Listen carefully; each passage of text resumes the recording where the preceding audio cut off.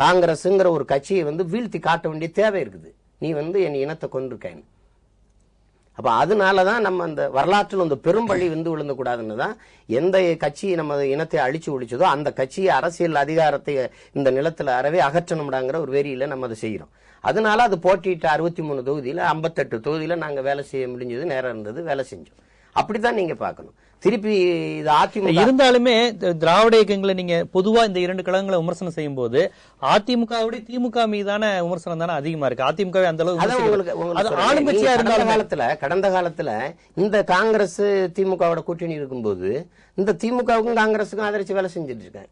இந்த கை சின்னத்துக்கும் வாக்கு கேட்டிருக்கேன். அதையும் நீங்க பாக்கணும். நீங்க திடீர்னு இந்த தொடர்ச்சியா இந்த ஈழ போர்ல இருந்து இந்த வேலை செய்யறதுக்கு அப்ப அந்த 90 இடம் என்று ஐயா கலைஞர் முதலமைச்சரா இருக்கும்போது அந்த தேர்தலில் நான் திமுக ஆதரிச்சு வேலை செஞ்சிருக்கேன் 2006. ஆமா, அதை நீங்க கவனத்தில் எடுத்துக்கணும். திமுகவை அதிகமா நம்ம விமர்சிக்க காரணம் நீங்க வேற அதாத்தான் இருக்கு.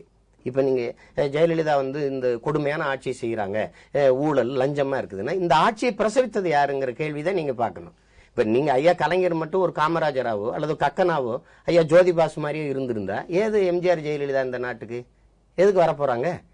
எல்லாமே சரியில்லைங்கிறீங்க, எல்லாம் மோசமா இருக்கு. எல்லாம் இந்த மோசமான ஆட்சியை கொண்டு வந்தது யாரு? மக்களா? ஏன் இவ்வளவு அதிக பெரும்பான்மையோடு வெற்றி அடைய வைக்கிறாங்க? எதுக்கு? உங்க மேல இருக்க வெறுப்பு அவங்களுக்கு வாக்கா மாறுது.